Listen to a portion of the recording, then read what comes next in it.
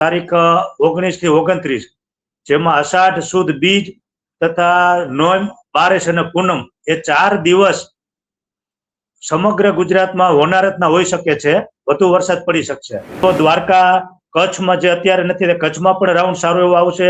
જામનગર જિલ્લામાં તથા ધ્રોલ, જોડિયા અને સમગ્ર હાલાર વિસ્તારમાં સૌથી વધુ વરસાદ એ રાઉન્ડમાં પડશે. 29 જુલાઈ સુધીમાં આખું ગુજરાતમાં ડેમ ભરાઈ જાય એવો જ વરસાદ સારો બધે થઈ થશે. એટલે 4-5 રાઉન્ડ તો ખૂબ જ સારા એવા સૌરાષ્ટ્ર કચ્છ ગુજરાતમાં છે જ.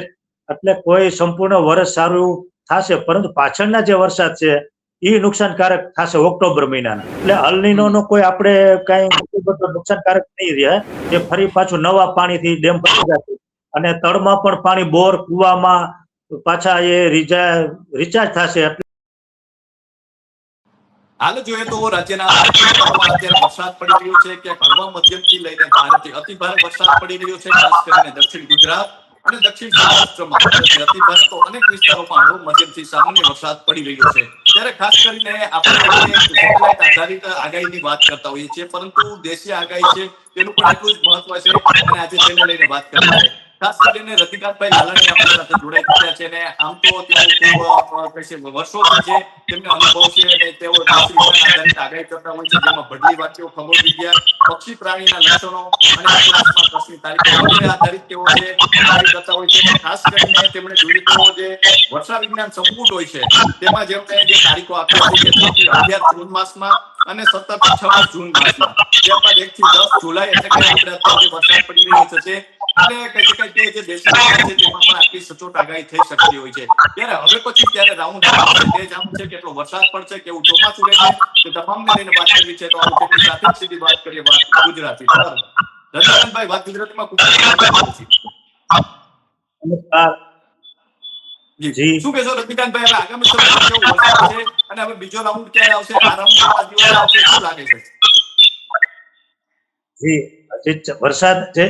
મારી વર્ષા વિજ્ઞાન સંપુટ જુનાગઢ જે સેમિનાર હતો તારીખ 25/5/2026 ના રોજ, એમાં જે તારીખો દર્શાવી ત્યારથી આપણે ચાલુ થયો છે. ત્યારે પણ મેં ત્યાં મીડિયામાં આપણે કીધેલું જ હતું કે આ વર્ષે કોઈ ભય રહેશે નહીં અલનીનોનો સૌરાષ્ટ્ર ગુજરાતમાં અને સારો એવો વરસાદ પડશે. એ પણ એ આપણે ચર્ચા અને ટીવીમાં પણ આવી ગયું છે, સમાચારોમાં આવી ગયું છે. હવે આ વરસાદ તો 1 થી 10 તારીખ સુધી તો છે જ જુલાઈના, પરંતુ એમાં જેઠ વદ એટલે આઠમ એટલે કે આવતીકાલે 8મ થી 13 હજી વધુ વરસાદ શક્યતા સૌરાષ્ટ્રમાં છે જ અને સમગ્ર ગુજરાતમાં, જેમાં જેઠ વદ 8મ 13 જુલાઈ સુધી હજી વરસાદ સારો એવો પડી શકે છે. જેમાં જે વિસ્તારો અત્યારે કોરા છે, ઘણી વાર દ્વારકા જિલ્લો આખો, દેવભૂમિ દ્વારકા, ત્યારબાદ આપણે કાલાવડ, ભાણવડ તાલુકો, એ વિસ્તારોમાં મોરબી જિલ્લામાં પણ વરસાદ ખૂબ ઓછો છે. એક ગાળામાં આ જે વરસાદ છે એમાં બીજો રાઉન્ડ પણ છે, જે તારીખ 19 થી 29 જેમાં અષાઢ સુદ બીજ તથા નોમ બારેસ અને પૂનમ એ 4 દિવસ સમગ્ર ગુજરાતમાં હોનારતના હોઈ શકે છે, વધુ વરસાદ પડી શકશે. જે અષાઢ સુદ બીજ, નોમ બારેસ અને પૂનમ એમાં તારીખ છે આપણે જુલાઈ મહિનાની 19 તારીખથી 29 જુલાઈ દરમિયાન સારો એવો દ્વારકા કચ્છમાં જે અત્યારે નથી, કચ્છમાં પણ રાઉન્ડ સારો એવો આવશે. જામનગર જિલ્લામાં તથા ધ્રોલ, જોડિયા અને સમગ્ર હાલાર વિસ્તારમાં સૌથી વધુ વરસાદ એ રાઉન્ડમાં પડશે. એટલે સમગ્ર સૌરાષ્ટ્ર ગુજરાતમાં આ 29 જુલાઈ સુધીમાં આખું ગુજરાતમાં ડેમ ભરાઈ જાય એવો જ વરસાદ સારો બધે થઈ થશે. એટલે કોઈ ચિંતાનો વિષય નથી. અને આપણે 29 જુલાઈ સુધીમાં કોઈ અલનીનો એવો કોઈ ખતરો આપણે નથી. તો ખાસ કરીને 29 જુલાઈ સુધી વાત કરી, પછી ઓગસ્ટ, સપ્ટેમ્બર અને ઓક્ટોબરમાં કેવો વરસાદ છે? એમાં ઓગસ્ટ મહિનામાં આપણે 6 તારીખથી 18 તારીખ સુધી વાયુ ફેંકાશે, પરંતુ ઓગસ્ટ મહિનામાં 1 થી 5 તારીખમાં જે આવવાની શક્યતા પૂરેપૂરી છે. અને ત્યારબાદ ઓક્ટોબર મહિનો જે છેલ્લો મહિનો છે આપણો 10મો મહિનો, એમાં પણ 15 થી 26 તો જોરદાર વરસાદ આવશે, વધુ હોનારત થાય એવું થશે. એટલે એમાં વીજળી પડવાના કેસ બનશે. ત્યારબાદ સપ્ટેમ્બર મહિનામાં પણ આવું બની શકે છે. સપ્ટેમ્બર એટલે કે 9મા મહિનામાં પણ આવું બનશે, જેમાં સમગ્ર સૌરાષ્ટ્ર કચ્છ ગુજરાતમાં ગાજવીજ સાથે વરસાદ થશે. અને એ સમયમાં તારીખ 19 થી 29 છે આપણે સપ્ટેમ્બર મહિનાની, એમાં હાથીઓ જે બેસે છે આપણે, જે હસ્તક કહે છે નક્ષત્ર, તેમાં પણ વરસાદ સારો એવો પડશે. એટલે 4-5 રાઉન્ડ તો ખૂબ જ સારા એવા સૌરાષ્ટ્ર કચ્છ ગુજરાતમાં છે જ. એટલે કોઈ સંપૂર્ણ વર્ષ સારું એવું થશે, પરંતુ પાછળના જે વરસાદ છે એ નુકસાનકારક થશે ઓક્ટોબર મહિનાના, કે જેમાં ખેડૂતોને તૈયાર થયેલો મોલ કપાસ, મગફળી, સોયાબીન, અજમા એમાં નુકસાનકારક થઈ શકે છે. એટલે પવન પણ સાથે વધુ હોય એટલે નુકસાન વધારે થશે, વીજળી પડવાના કેસ બનશે. એટલે ખેડૂતોને થયેલો મોલ એટલે કે પાક ઉપર આવેલ મોલ બગાડવાની શક્યતા છે. જેમાં ઉત્તર ગુજરાતમાં મકાઈ હોય છે, ડાંગર તેમજ આ બાજરો, એ બધાને નુકસાનકારક થશે.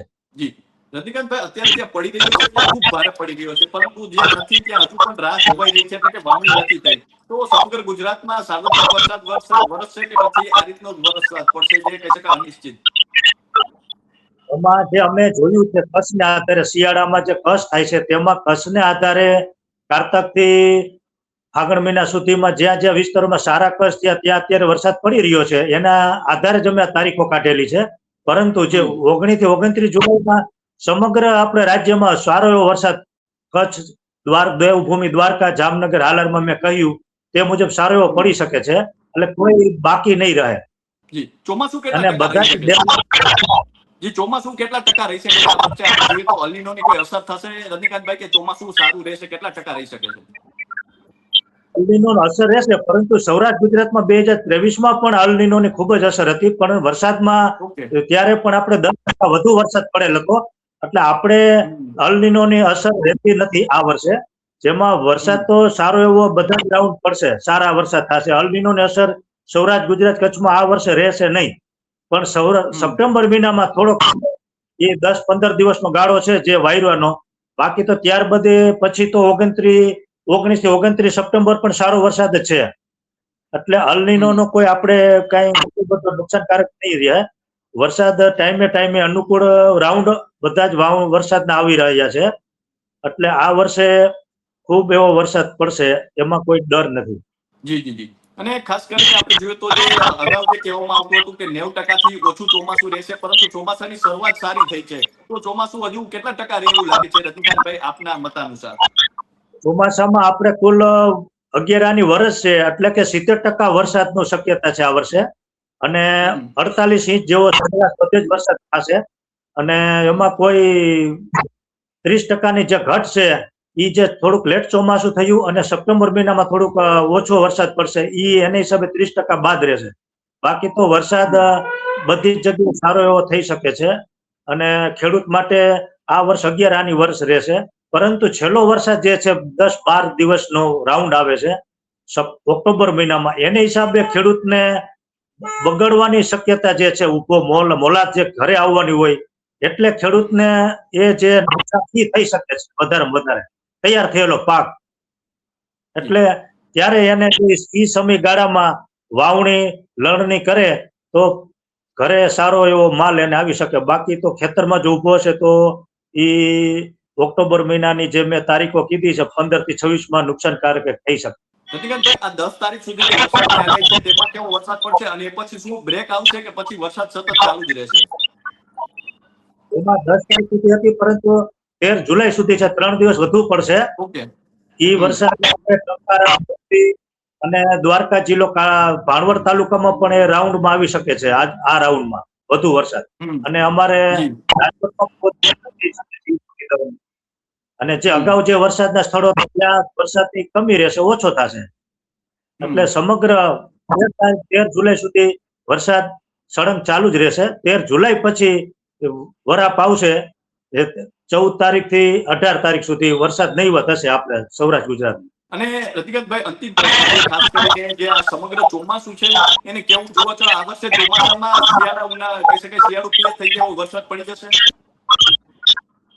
જી, શિયાળુ પિત્ત થાય એમાં સમગ્ર જુલાઈ મહિનો આખો વરસાદનો છે, એટલે મોટા ભાગના ડેમોમાં ઓવરફ્લો થઈ જશે. વરસાદ સારા એવા બધે પડી શકે છે, એટલે ડેમમાં બધા ભરાઈ જશે. તેમજ વાયલા પાછળના જે વરસાદ છે ઓક્ટોબર મહિનાના, એટલે આપણે જે ડેમમાંથી જે સિંચાઈ માટે પાણી છે તે ફરી પાછું નવા પાણીથી ડેમ ભરાઈ જશે.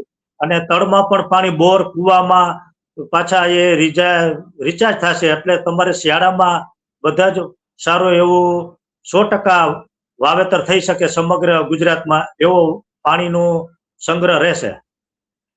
જી, તો રજનીકાંતભાઈ અમારી સાથે જોડાવા માટે કિંમતી સમય આપવા બદલ ખૂબ ખૂબ આભાર. તો આ હતા રજનીકાંતભાઈ રાણાણી, ખાસ કરીને તેમણે ચોમાસાને લઈને મહત્વની આગાહી વ્યક્ત કરી કે આગામી દિવસોમાં વરસાદની શક્યતા અને સમગ્ર ચોમાસા દરમિયાન કેવો વરસાદ પડશે તેને લઈને મહત્વની આગાહી જાહેર કરી છે. તો હાલ બસ આટલું જ. ફરી મળતા રહીશું વાત ગુજરાતી પર.